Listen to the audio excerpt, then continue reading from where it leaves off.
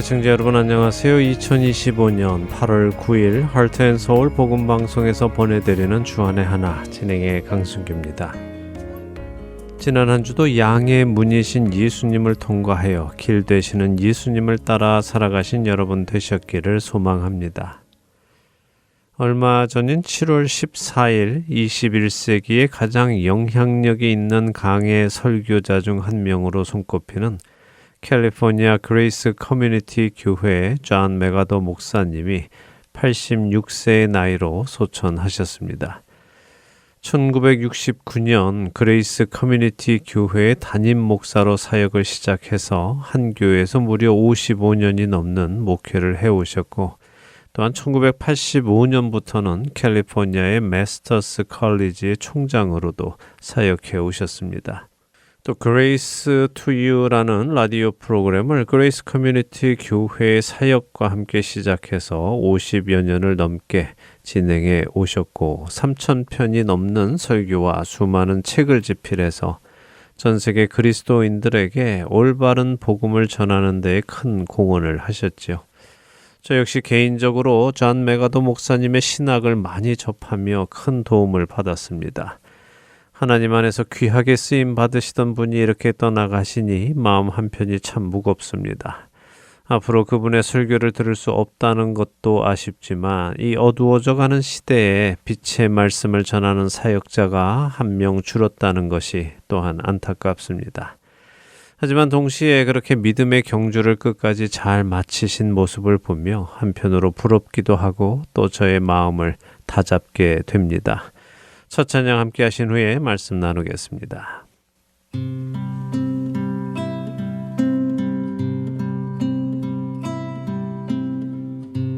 당신은 하나님의 언약 안에 있는 축복의 통로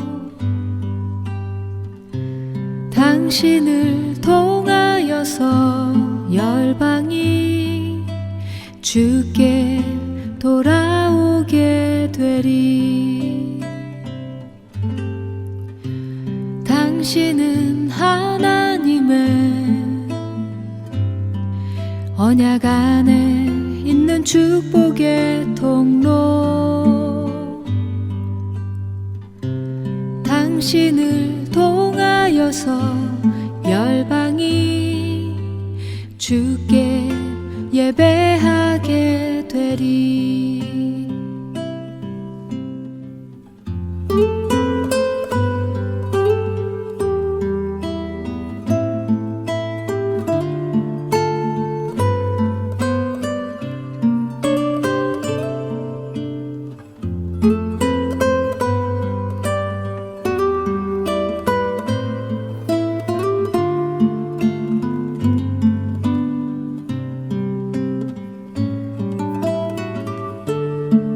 당신은 하나님의 언약 안에 있는 축복의 통로 당신을 통하여서 열방이 주께 돌아오게 되리 당신은 언약 안에 있는 축복의 통로 당신을 통하여서 열방이 주께 예배하게 되리 당신을 통하여서 열방이 주께 돌아오게 되리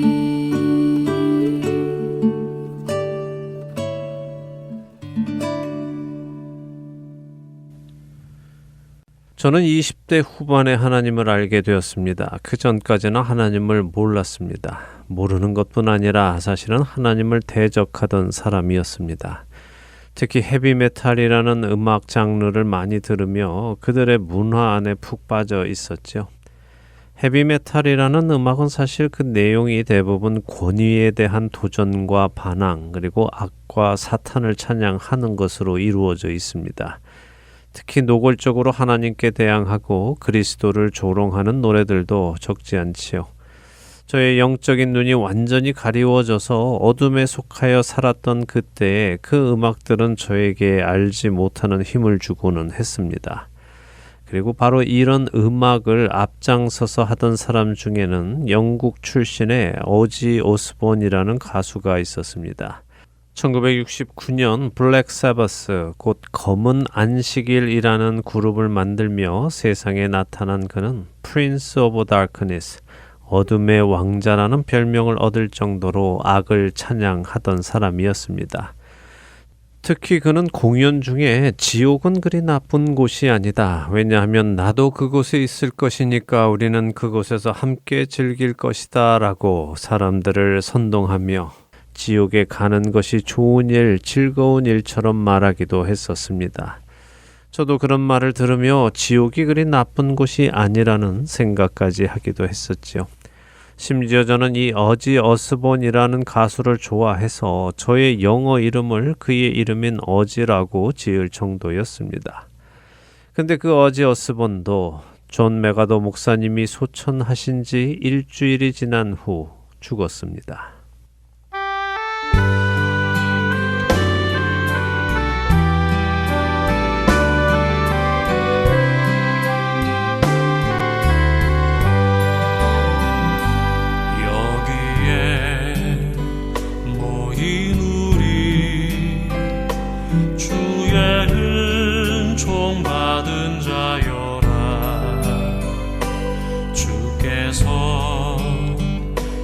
자리에 함께 계심을 믿노라. 언제나 주님만을 찬양하며 따라가리니 시험을 당할 때도 함께 계심을 믿노라.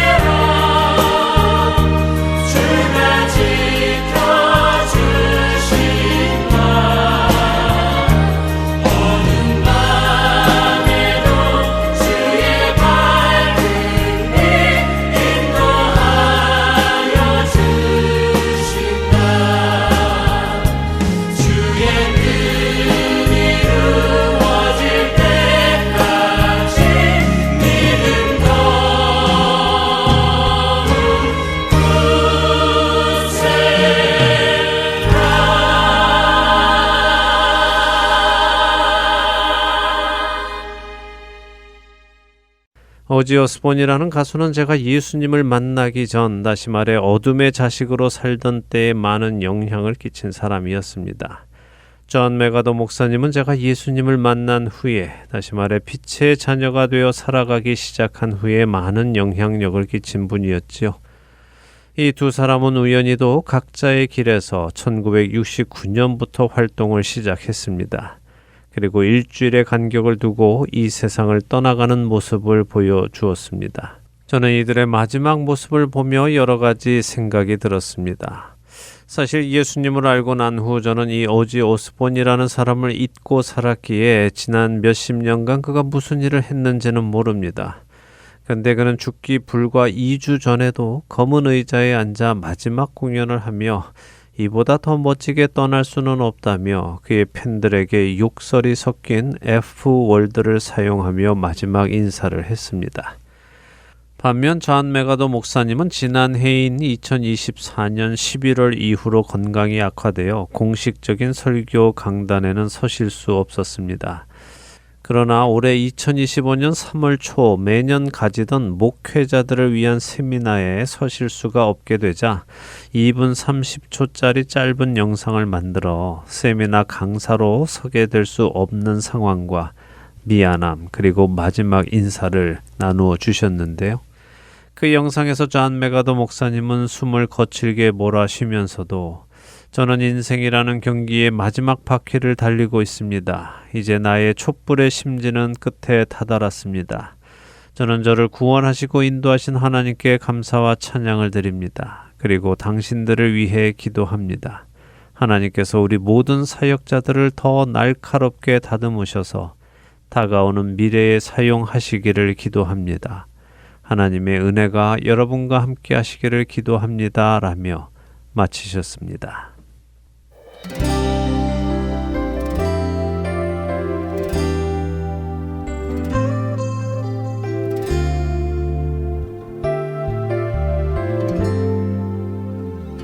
그 크신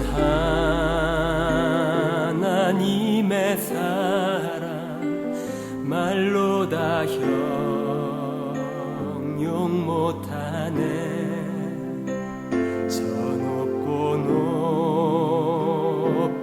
별을 넘어 이 낮고 낮은 땅 위에 죄범한 영혼 구하려 그 아들 보내사 화목제로 삼으시고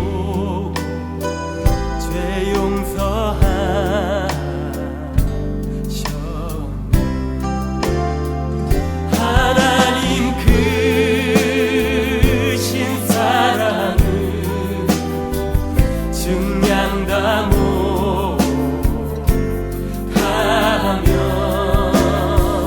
영원히 변치 않는 사랑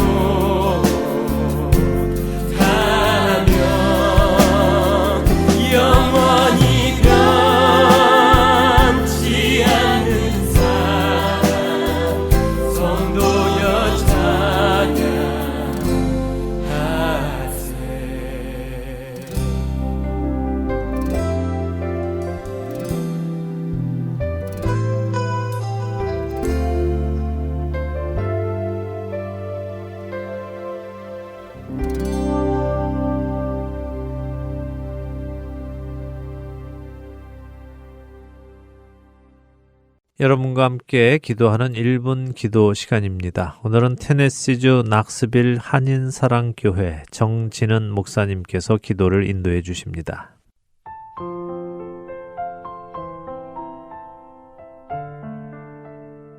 할텐 서울 복음방송 1분 기도 시간입니다. 저는 낙스빌 한인사랑교회를 섬기는 정진은 목사입니다. 오늘은 청년들을 위해 함께 기도했으면 좋겠습니다.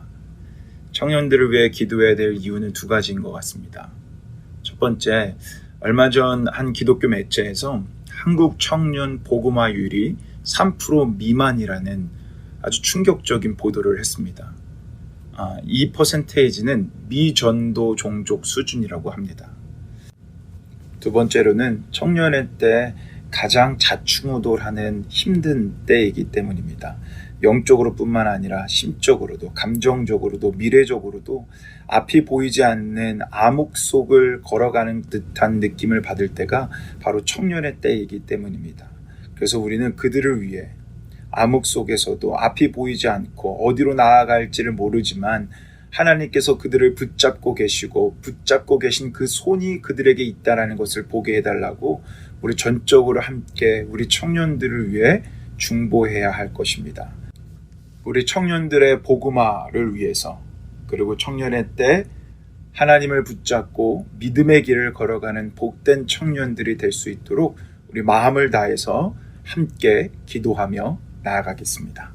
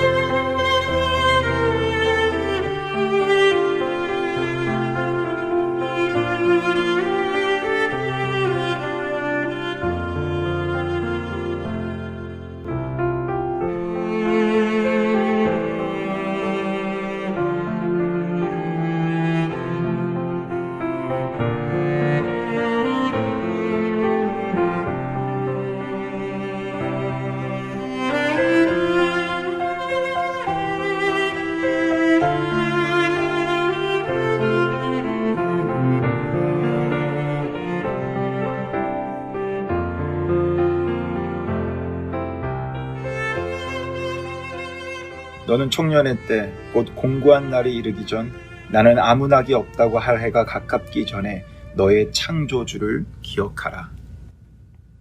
사랑의 하나님, 이 땅의 청년들을 위해 기도합니다. 이들에게 앞으로 인생을 살아가기 위해 값진 하나님의 지혜와 은혜를 베풀어 주시옵소서. 인생의 방향을 바로잡게 하시고 주님께서 기뻐하시는 비전을 세우게 하셔서 온전히 하나님께 영광 돌리는 귀하고 복된 인생이 되게 하여 주옵소서. 자신에게 주어진 젊음의 시간을 낭비하지 않게 하시고 쾌락이나 방탕함으로 혹은 게으름이나 교만에 빠져서 인생을 허비하지 않게 하여 주시옵소서.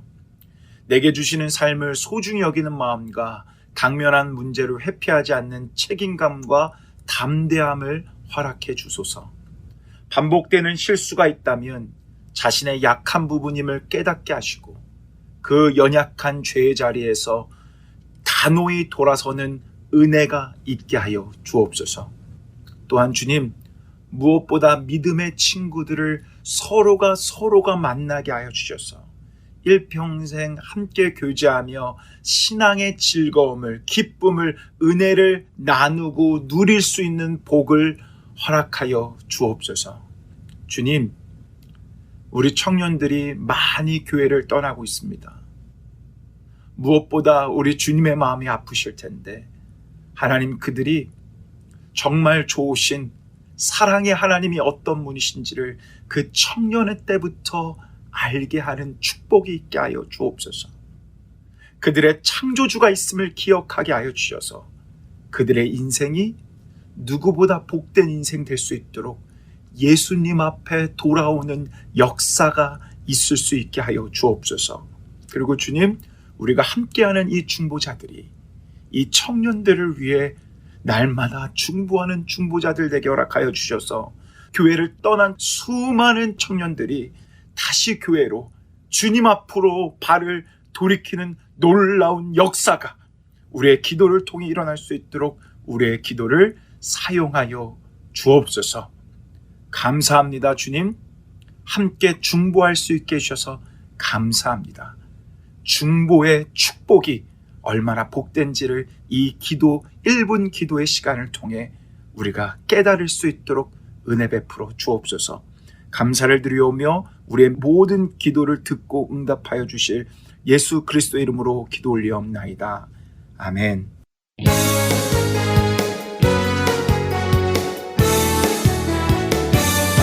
새벽 이슬 같은 주의 청년들이 주님 앞에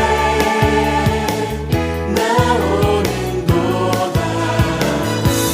주님의 이름으로 축복하여 주소서. 주의 빛을 바라게 하소서. 아버지여, 당신의 의로 부르소서. 예수님이여 주의 보혈로 덮으소서. 거룩하신 성령님이여 권능으로 임하소서. 거룩한 옷을 입고 즐거이 헌신하는 주님의 백성들에게 주여 함께 하소서. 새벽 이슬 같은 주의 청년들이 주님 앞에 나오는도다. 주님의 이름으로 축복하여 주소서. 주의 빛을 바라게 하소서. 세상을 구원하시며 아들을 주신 하나님 아버지, 한 나라와 족속과 모든 백성들의 찬양을 받으소서. 높임을 받으소서.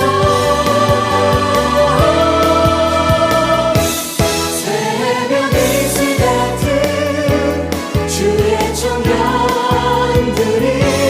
주님 앞에 나오는도다. 주님의 이름으로 축복하여 주소서. 주의 빛을 바라게 하소서. 새벽 이슬 같은 주의 청년들이 주님 앞에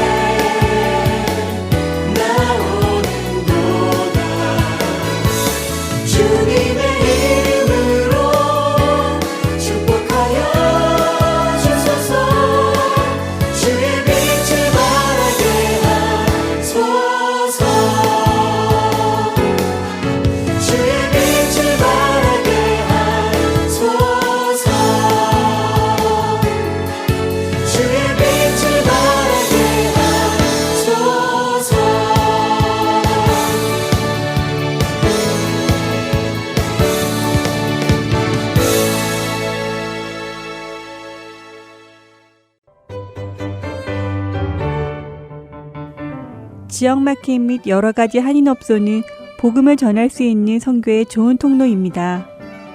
사우스다코타주에는 현재 한인들이 1,800명 정도 살고 계시다고 합니다. 라피드시티에 위치한 에이시안 글로서리에 저희 CD를 놓아주시고 관리해 주실 동역자를 찾습니다. 매주 혹은 한 달에 2번 정도 방문하여 CD를 배치해 주실 수 있는 분은 사무실로 연락 주세요. 사무실 전화번호 602-866-8999입니다.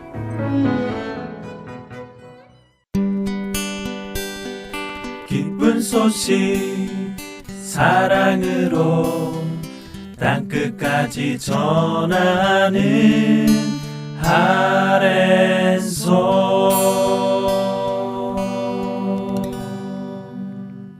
구약의 다니엘서를 공부하는 시간입니다. 흔들리지 않는 믿음 함께 하시겠습니다.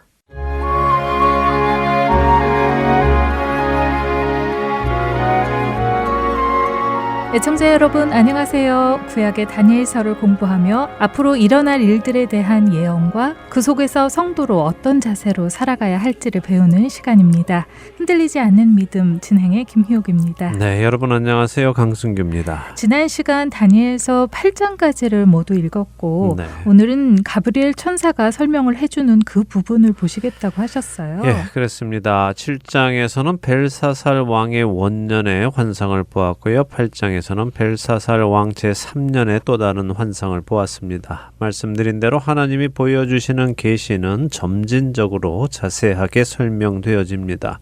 그래서 제가 처음부터 자세히 설명을 드리지 않는 것인데요.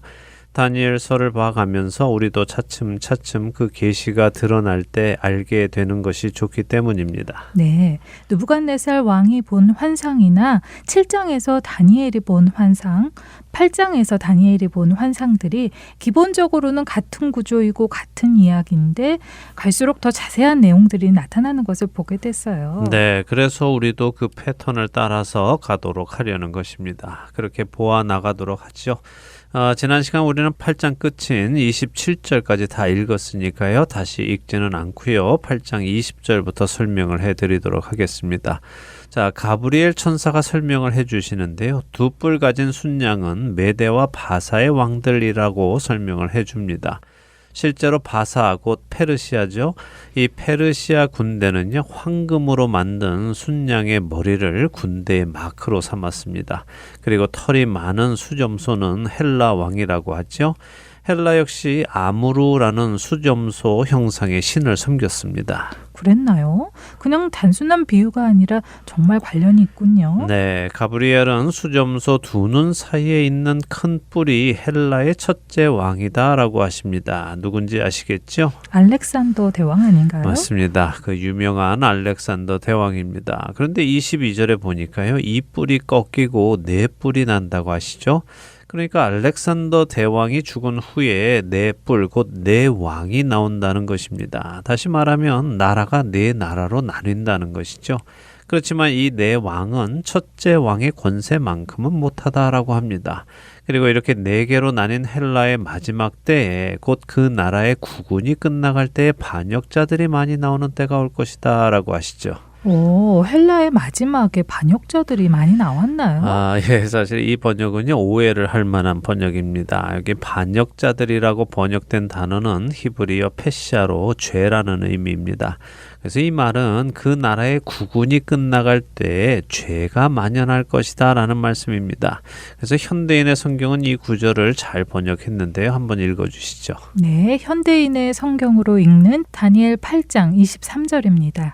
그 네 나라가 멸망할 때쯤 되어 많은 사람들이 도덕적으로 타락할 것이며 그때 아주 엄격하고 책략에 능한 왕이 일어날 것이다. 네. 정말 그렇게 번역했네요. 많은 사람들이 도덕적으로 타락할 것이라고요. 네, 그렇죠. 예, 참 잘된 번역입니다. 이렇게 나라가 도덕적으로 타락하게 되면 그 나라는 망하게 되어 있습니다. 그것이 하나님의 섭리이죠. 자, 그런데 이 헬라가 넷으로 나뉘어 그렇게 도덕적으로 타락해져 갈 즈음에, 죄가 만연할 즈음에 한 왕이 일어나는데 그의 얼굴은 뻔뻔하고 속임수에 강하고 권세가 강할 것이다 라고 하시죠. 하지만 24절에 보면 그가 그렇게 강하게 되는 것은 그 자신의 힘 때문은 아니라 라고 하십니다. 그럼 누구의 힘으로 그렇게 강하게 되는 것일까요? 아마도 사탄이 주는 힘으로 그렇게 되겠죠. 자, 그런데 이제 여기서부터 조금 혼란스럽습니다. 왜냐하면 분명 이 일이 내 나라의 마지막 때에 일어날 일로 말씀하시는데요. 사실 비슷한 일이 실제로 있기는 했지만 정확하게 그렇지는 않거든요. 이 작은 뿔에 대한 예언은 헬라의 안티오쿠스 에피파네스라는 왕을 지칭하는 것으로 보입니다. 그러나 동시에 먼 훗날 세상의 마지막 때에 나타날 적그리스도를 지칭하는 것으로 보이기도 하지요. 사실 에피파네스 왕은 헬라의 마지막 즈음에 나타난 왕이 아니라 중간 즈음에 있었던 왕이고요. 에피파네스 이후에도 헬라는 100년을 더 이어가다가 로마에 의해서 흡수가 됩니다. 그래서 제가 반복적으로 말씀을 드리는데요. 하나님은 미래의 일을 어떻게 보여주신다고 했습니까? 점진적으로요. 네, 점진적으로 보여주시면서 마지막에 있을 일을 중간중간에 샘플처럼 모형으로 보여주시면서 미래의 그림을 그릴 수 있게 해주십니다. 구약의 수많은 인물들과 사건들이요, 오실 예수 그리스도를 미리 보여주시는 상징이었던 것처럼 구약의 많은 인물들과 사건들은 동시에 앞으로 멸망할 세상을 미리 보여주는 상징이기도 한 것입니다. 그래서 비슷하기도 하지만 똑같지는 않고 결국 가장 마지막에 일어날 때에는 그 모든 것이 다 이루어진다는 말씀이군요. 네, 그렇죠. 예를 들면요, 이삭이나 요셉이나 삼손이나 다윗 왕이 예수님의 모습을 어느 순간순간 보여주기도 하지만 예수님과 똑같지는 않았던 것처럼요. 느부갓네살이나 에피파네스나 훗날 로마의 티투스 같은 경우 마지막 날 적그리스도의 모습을 중간중간 보여주지만 적그리스도의 실체는 아니라는 것입니다. 아, 네. 이해가 됩니다. 예, 그래서 우리가 여기 다니엘 8장에서 이 사람이 누구다라고 딱 지정하는 것보다 앞으로 이런 존재가 와서 할 일이 무엇인가를 보는 것이 더 중요할 것입니다. 이 존재는 파괴 행위를 할 것이고 자기 마음대로 일하는데도 하는 일마다 형통할 것이라고 하시죠. 그렇게 하여 강한 자들과 거룩한 백성을 멸할 것이라고 하시네요. 네, 또 꾀를 베풀어서 제 손으로 속임수를 행한다고 하시죠. 이것은 그가 사람들을 기만하여 속이는 데 성공할 것이라는 말씀입니다. 그래서 이런 모습은 헬라의 에피파네스의 모습보다요, 요한계시록 13장에 나오는 적그리스도의 모습과 더욱 닮아 있죠. 자, 이 존재는 스스로 큰 자라고 생각하는 교만한 자이고요. 평화로운 때에 많은 무리를 멸하고 자신의 힘으로 만왕의 왕을 대적할 것이라고 하십니다. 정말 요한계시록에 나오는 적그리스도의 모습과 닮아 있네요. 적그리스도는 하나님의 백성들과 평화조약을 맺어서 3년 반 동안은 평화롭게 지내게 해주다가 후에 3년 반 동안은 그들을 잔인하게 죽이잖아요. 네. 그리고 그렇게 예수님을 대적하고요. 맞습니다. 그렇지만 이렇게 강력한 자도 사람의 힘이 아닌 다른 방법으로 멸망할 것이다 라고 하시죠. 자, 이 일을 누가 하시겠습니까? 하나님이 하시겠죠. 네, 에피파네스는요, 아주 심각한 병에 걸려 죽었다고 알려졌고요. 그런데 또 마지막 날에 적그리스도는 어떻습니까? 아주 간단하게 붙잡혀서 불못의 산채로 던져지지요. 결국 두 존재 모두 사람에게 죽임을 당하는 것이 아니라 하나님의 심판으로 죽임을 당합니다.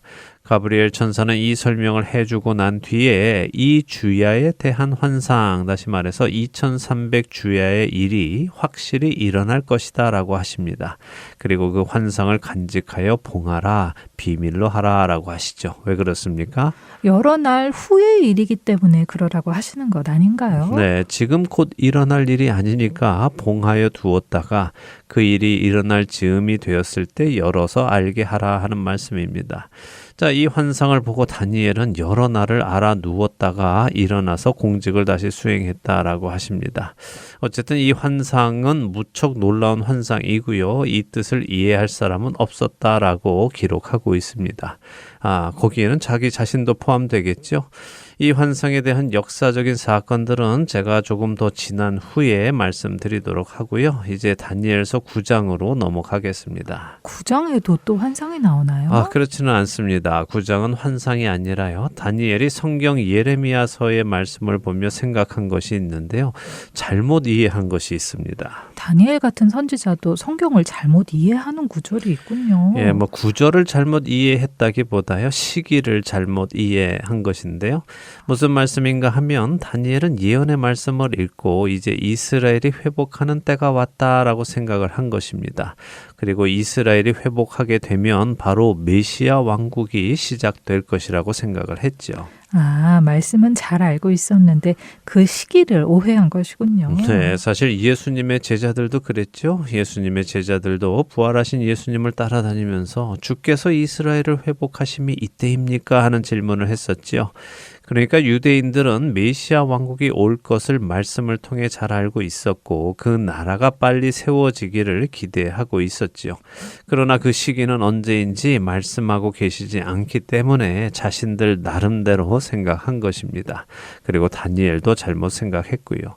바로 그 점을 가브리엘 천사가 다시 와서 고쳐주시는 내용이 다니엘서 9장의 내용입니다. 그런데 다니엘과 같은 지혜로운 사람도 하나님의 말씀에서 오해하는 것이 있다는 것이 참 놀랍고 또 두렵기도 하네요. 예, 그렇죠. 그러니 우리가 성경을 해석할 때 얼마나 신중해야 하는지 또 자신의 해석만이 옳다고 주장하는 것이 얼마나 교만한 일인지 생각해 보아야 할 것입니다. 물론 우리는 다니엘과 같은 선지자들보다 성경을 이해하기에는 훨씬 유리합니다. 우리가 더 유리하다고요? 네. 왜 그렇죠? 많은 신학자들의 해석들이 존재해서인가요? 물론 그것도 유리한 부분이죠. 그러나 근본적으로 우리는 약속의 성령님, 지혜의 성령님께서 내주하고 계시기 때문에 다니엘보다 더 잘 이해할 수 있습니다. 다니엘은 성령님께서 내주하고 계시지 않았으니까 이렇게 천사가 와서 해석을 해주시고요. 그러나 우리는 성령님께서 함께 계셔서 깨닫게 해주십니다.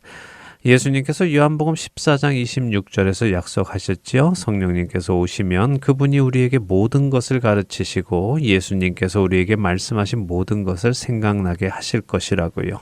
또한 요한복음 16장 13절에서는 진리의 성령님이 오시면 그가 우리를 모든 진리 가운데로 인도하신다고 하셨습니다.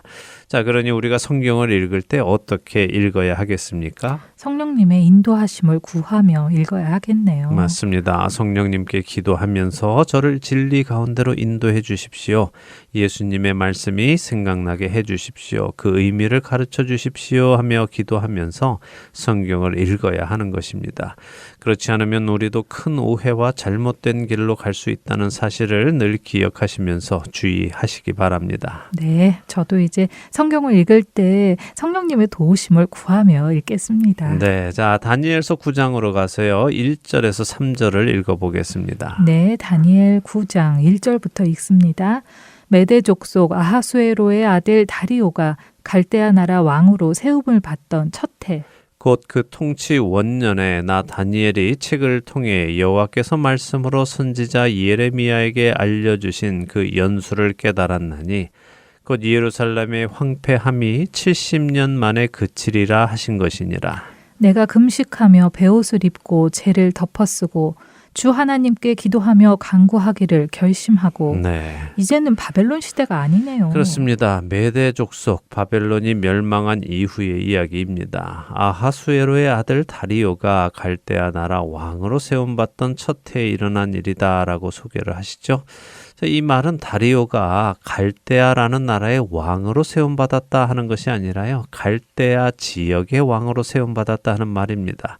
다시 말해 바벨론 지역을 다스리는 왕으로 세움받았다 하는 말이죠. 그런데 여기 이 아하수에로가 에스라나 에스더서에 나오는 그 아하수에로 왕인가요? 네, 좋은 질문입니다. 그런데 그렇지는 않습니다. 에스라나 에스더는요, 주전 5세기의 이야기이고요. 지금 다니엘의 이야기는 그보다 100년 정도 앞선 주전 6세기의 일입니다. 학자들마다 의견이 조금 다르기는 하지만요. 애굽의 왕을 바로라고 칭하죠. 또 그랄의 왕은 아비멜렉이라고 칭합니다. 이런 것처럼 메대의 왕을 아하수에로라고 칭하는 것으로 생각하시면 될 것 같습니다. 자, 여기 다리오는 바사 왕 고레스의 외삼촌으로 추측을 하는데요. 지난번에도 말씀드렸지만 메데 바사의 고레스 왕이 자신이 왕으로 등극하면서 함께 고생했던 외삼촌을 예우 차원에서 갈대아 지역의 왕으로 세워준 것으로 봅니다. 고레스 왕이 정치도 잘했네요. 네, 그런 것 같죠. 지금 이 즈음을 주전 약 539년 혹은 538년 정도로 추정을 하는데요. 다니엘이 주전 605년에 포로로 바벨론에 온 것으로 보면 약 66년 정도가 지난 시점입니다. 그래서 다니엘의 나이를 80세 전후로 봅니다. 이제 연로한 다니엘의 모습이겠네요. 예, 자, 다니엘이 예레미야 선지자의 책을 읽게 되었는데 그 책을 읽는 중에 예루살렘의 황폐함이 70년 만에 마칠 것이라는 사실을 깨닫게 되었다라고 하시죠. 자, 어떤 말씀일까요? 예레미야 25장 11절에서 12절 한번 읽어주세요. 네, 예레미야 25장 11절에서 12절입니다. 이 모든 땅이 폐허가 되어 놀랄 일이 될 것이며 이 민족들은 70년 동안 바벨론의 왕을 섬기리라. 여호와의 말씀이니라. 70년이 끝나면 내가 바벨론의 왕과 그의 나라와 갈대아인의 땅을 그 죄악으로 말미암아 벌하여 영원히 폐허가 되게 하되. 네. 그렇네요. 70년의 기간을 말씀하시네요. 그렇죠. 예, 예레미야 29장 10절도 말씀하시는데 조금 더 자세하게 말씀해 주십니다. 한번 읽어주시죠. 네, 예레미야 29장 10절입니다. 여호와께서 이와 같이 말씀하시니라.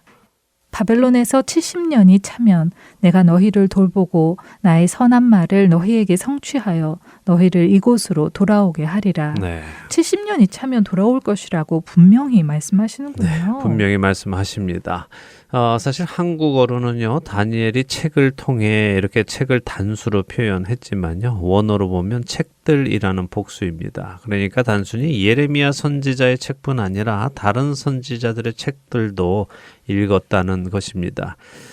특별히 하나님은 이런 일이 일어날 것을요, 모세를 통해 이미 예언해 놓으셨습니다. 모세를 통해서요? 네, 레위기 26장 28절에서 45절을 읽어보면 아직 가나안 땅에 들어가지도 않은 이스라엘 백성들에게 하나님께서는 이스라엘 백성들이 하나님과의 약속을 어기고 우상을 섬기고 하나님의 성읍을 더럽히는 날이 올 것인데 그때 하나님께서 그들을 여러 민족 중에 흩으실 것이고 원수의 땅에 살도록 하실 것이지만 그래도 하나님께서 그 백성들을 내버리지 아니하시고 미워하지 아니하시고 아주 멸하지 아니하시고 그들과 맺은 언약을 폐하지 않으시겠다라고 말씀하십니다. 이것이 이스라엘이 망하기 1000여 년 전에 이미 해주신 말씀이죠. 그러나 그들은 그 말씀을 귀담아 듣지 않았고요. 그 말씀 그대로 모든 일이 일어나고 마른 것입니다. 경고의 말씀을 듣고도 잊어버린 것이 참으로 두렵네요. 오늘 우리들도 그렇지 않을까요? 하나님께서는 성경을 통해 수많은 경고를 해주셨어도 그 말씀을 귀담아 듣는 사람들은 별로 없으니 말이에요. 예, 그리고 결국 그들에게는 같은 일이 일어날 것입니다. 자, 다니엘은 유대 민족이 이렇게 바벨론에 끌려와서 살게 된 것이 하나님의 징계였음을 깨닫고 이제 하나님께서 그 징계를 거두실 때가 된 것을 알자 어떻게 합니까? 금식하며 베옷을 입고 죄를 덮어쓰고 기도하고 간구하기를 결심하네요. 네, 자, 왜 그랬을까요? 하나님의 징계란 그냥 시간이 지나면 끝나는 것일까요? 70년 포로 생활이라는 징계를 주시면 70년이 채워졌으니까 이제 돌아가라 라고 하시는 것일까요? 사실 세상의 법은 그렇습니다. 한 사람이 죄를 저지르고 붙잡혀서 재판을 받고 형량을 받아서 형기를 채우면 풀려나죠. 그 사람이 자기 죄를 깨달았나 아닌가, 이제는 다르게 살려고 하는가 아닌가, 그것에 상관없이 형량을 채웠으면 풀어주는 것이 세상의 법입니다.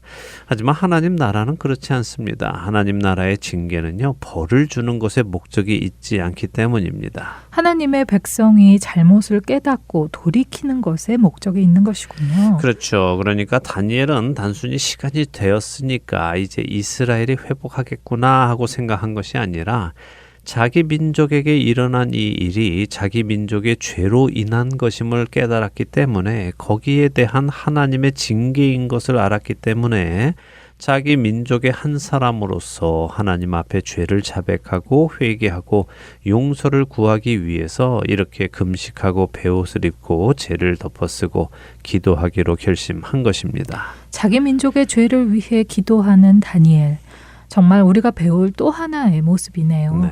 우리 같으면 나는 잘못이 없는데 다른 사람들의 잘못으로 인해 내가 고생했다고 투덜거렸을 텐데 말입니다. 네. 다니엘의 믿음이 정말 부럽습니다. 예, 다니엘이 이런 믿음을 가질 수 있는 것은 왜였을까요? 그것은 그가 하나님을 사랑했기 때문입니다. 그가 하나님을 사랑하기 때문에 하나님이 사랑하시는 이스라엘 백성도 사랑하는 것이죠. 이것이 참 사랑의 모습입니다. 사도 바울도 하나님을 사랑하니까 그 하나님이 사랑하시는 이스라엘 민족이 돌아와서 하나님께 구원을 받기를 비록 자신이 저주를 받아 그리스도에게서 끊어질지라도 원하는 바라고 로마서 9장에서 고백하지요.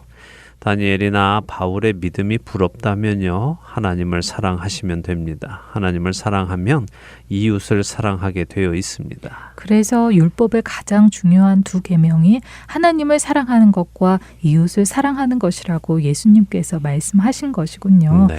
이 둘은 떨어질 수가 없는 것인 것 같아요. 맞습니다. 요한일서 4장 20절은 우리에게 이렇게 말씀하시죠. 누구든지 하나님을 사랑하노라 하고 그 형제를 미워하면 이는 거짓말하는 자니 보는 바 그 형제를 사랑하지 아니하는 자는 보지 못하는 바 하나님을 사랑할 수 없느니라 라고요. 하나님을 사랑하면 그 하나님이 사랑하시는 이웃을 사랑할 수밖에 없습니다. 하나님은 사랑하는데 그 하나님이 사랑하시는 이웃은 사랑할 수 없다라고 말하는 것은 앞뒤가 안 맞는 말이라고 성경이 말씀하시죠. 하나님을 사랑하고 이웃을 사랑하는 우리가 되기를 바랍니다. 자, 이제 다음 주에는 다니엘이 하나님께 어떻게 구하는지, 그리고 가브리엘이 어떻게 다니엘에게 말씀을 해주시는지 보도록 하겠습니다. 네, 자기 백성을 대신하여 하나님 앞에 회개하는 다니엘의 모습을 보며 우리의 모습이 어때야 하는지를 생각해 보게 됩니다.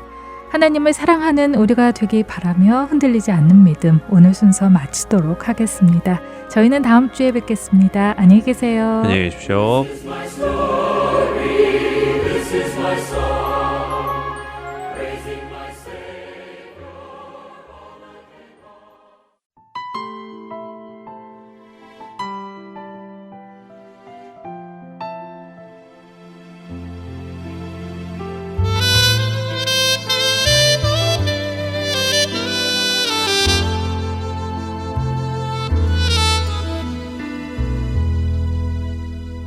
주를 위해 살아가는 것 쉽지만은 않아요. 나의 욕심 부와 명예 내려놓아야 하죠. 하지만 걱정하지 마요. 나를 드리는 순간 아버지의 그 신손이 강하게 붙드시죠. 수많은 믿음의 선배들 주를 위해 살았죠. 죽으면 죽으리라. 아버지의 기쁨의 눈물 보며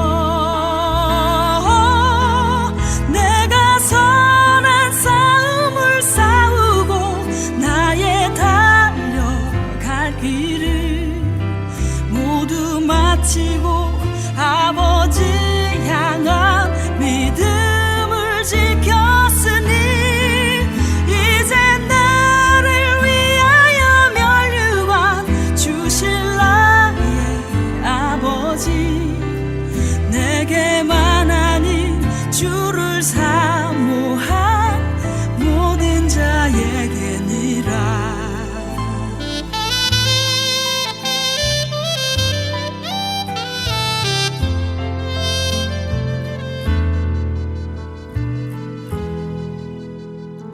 수많은 믿음의 선배들 주를 위해 살았죠. 죽으면 죽으리라. 아버지의 기쁨의 눈물 보며 내가 선한 싸움을 싸우고 나의 달려갈 길을 모두 마치고 아버지 향한 믿음을 지켰으니 이제 나를 위하여 면류관 주실 나의 아버지 내게만 아닌 주를 사모한 모든 자에게니라 내가 선한 싸움을 싸우고 나의 달려갈 길을 모두 마치고 아버지 향한 믿음을 지켰으니 이제 나를 위하여 면류관 주실 나의 아버지 내게만 아닌 주를 사모한 모든 자에게니라 모든 자에게니라 모든 자에게니라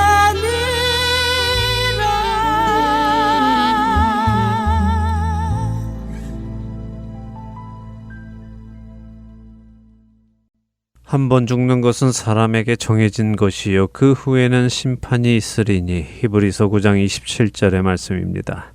모든 사람은 죽습니다. 그리고 하나님의 심판대 앞에 서게 됩니다. 어떤 사람들은 오지 어스본이 비록 어둠의 왕자라는 별명으로 불렸지만 그도 영국 성공회에서 유아 세례를 받고 자랐으며 공연 전에 기도도 하고 하나님을 믿는다는 신앙 고백을 했기에 구원받았을 것이라고 말하기도 합니다. 그의 신앙을 우리가 판단할 수 없다고 말하기도 하지요. 물론 우리가 한 사람의 신앙을 평가할 수는 없을 것입니다. 그 사람이 구원을 받았느냐 아니냐를 판단하는 것은 우리의 몫이 아닐 수도 있습니다. 하지만 예수님은 우리가 열매로 그 사람을 알 수 있다고 하셨습니다. 좋은 나무가 나쁜 열매를 맺을 수 없고 나쁜 나무가 좋은 열매를 맺을 수 없다고 하셨습니다. 그가 유아 세례를 받았다고 해서, 그가 가끔 교회에 나갔다고 해서, 그가 공연 전에 기도를 했다고 해서 그것이 그를 그리스도인으로 만들어 주는 것은 아닙니다. 데살로니가전서 5장 21절에서 23절은 범사에 헤아려 좋은 것을 취하고 악은 어떤 모양이라도 버리라. 평강의 하나님이 친히 너희를 온전히 거룩하게 하시고 또 너희의 온 영과 혼과 몸이 우리 주 예수 그리스도께서 강림하실 때에 흠없게 보존되기를 원하노라 라고 하셨습니다. 만일 그가 참된 그리스도인이었다면 어떻게 하나님께 기도를 한 후에 공연에 들어가서는 그런 악한 가사의 노래를 부르며 사람들에게 함께 지옥에 가자고 부추길 수 있겠습니까? 그것이 단지 그 사람이 선택한 예능적인 컨셉이라고 말하는 사람들은 그가 영향을 끼친 수많은 사람들에 대해 무책임한 말을 하는 것입니다. 하나님께서 우리와 같은 죄인을 부르신 이유는 우리를 불러 회개시키려 하심이라고 예수님께서는 누가복음 5장 32절에서 말씀하셨고, 우리를 어두운 데서 불러내어 그의 기이한 빛에 들어가게 하신 이의 아름다운 덕을 선포하게 하려 하심이라고 베드로전서 2장 9절은 말씀하십니다. 또한 고린도전서 10장 31절은 우리가 먹든지 마시든지 무엇을 하든지 다 하나님의 영광을 위하여 하라고 하셨고, 우리의 빛이 사람 앞에 비치게 하여 그들로 우리의 착한 행실을 보고 하늘에 계신 하나님 아버지께 영광을 돌리게 하라고 마태복음 5장 16절에서 예수님은 말씀하셨죠. 물론 오지 오스본이라는 가수가 십자가의 강도처럼 마지막 순간에 자신의 죄를 회개하고 예수님을 영접했을 수도 있습니다. 저는 지금 그 사람이 구원을 받았느냐 아니냐에 관한 이야기를 하는 것이 아닙니다. 저는 그가 비록 어둠의 왕자로 살았어도 그리스도인이었다며 그의 삶을 옹호하는 사람들에게 그건 잘못된 생각이라고, 그것은 복음이 아니라고 말씀드리는 것입니다. 존 메가더 목사님과 어지 어스본, 이 둘은 각자의 삶을 통해 전 세계의 많은 사람들에게 커다란 영향력을 끼치고 떠났습니다. 그 영향력에 의해 어떤 사람은 주님을 더 깊이 알게 되었고 사랑하게 되었고, 어떤 사람은 악을 더 깊이 사랑하게 되었습니다. 우리 각자는 작든지 크든지 누군가에게 영향을 끼치며 살아갑니다. 가까운 가족에서부터 직장과 일터, 교회와 사회에서 누군가에게 영향력을 끼치며 살아갑니다. 그 후에 우리는 주님을 만나게 될 것입니다. 그리고 주님으로부터 우리 자신의 삶에 대해 평가를 받을 것입니다. 어떤 자는 잘하였도다 착하고 충성된 종아라는 칭찬을, 어떤 자는 악하고 게으른 종아라는 책망을 들을 것입니다. 여러분은 주님을 만날 때 어떤 말씀을 듣고 싶으십니까? 여러분은 여러분이 듣고 싶은 그 말을 들을 만한 삶을 살아가고 계십니까? 내가 칭찬을 듣고자 하면 칭찬 들을 일을 해야 하는 것입니다. 내가 책망을 듣고자 한다면 책망받을 일을 하면 될 것입니다. 만일 아무것도 하고 있지 않는다면 그 사람은 책망을 받을 것입니다. 사랑하는 할텐 서울 복음방송의 청자 여러분, 저는 저의 삶에 큰 영향을 끼쳤던 두 사람의 죽음 앞에서 우리의 삶을 무엇으로 채워나가야 할지 다시 고민하게 됩니다. 이 고민이 우리 모두에게 있기를 바랍니다. 그래서 이제는 주님께서 기뻐하실 칭찬받는 삶, 잘하였도다 착하고 충성된 종아라는 칭찬을 받을 삶을 살아가기로 결단하는 우리 모두가 되기를 소망하며 오늘 주안의 하나 일부 여기에서 마치도록 하겠습니다. 함께 해주신 여러분들께 감사드리고요. 저는 다음 주 이 시간 다시 찾아뵙겠습니다. 지금까지 구성과 진행의 강순기였습니다. 애청자 여러분 안녕히 계십시오. 하늘 가는 밝은 길이 내 앞에 있으니 슬픈 길을 많이 보고 늘 고생하여도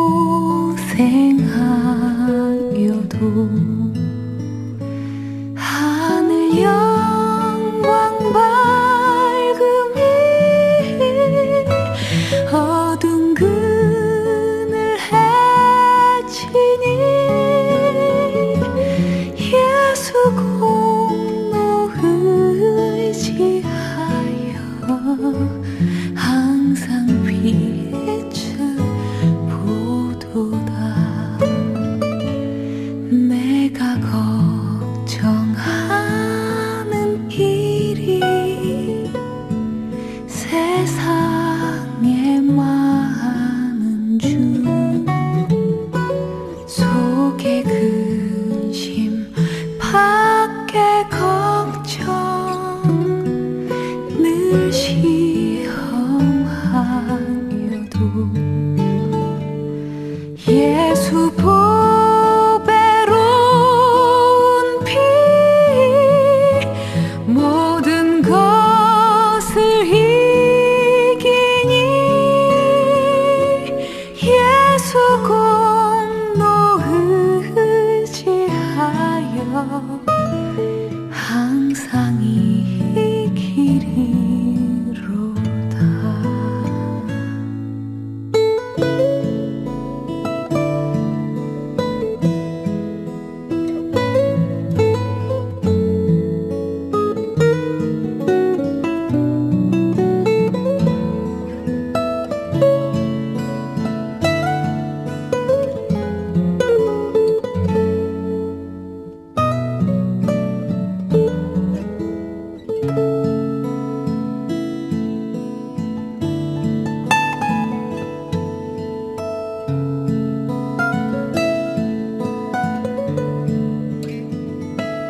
내가 천성 바라보고 가까이 왔으니 아버지의 영광 집에 가실 맘 있도다.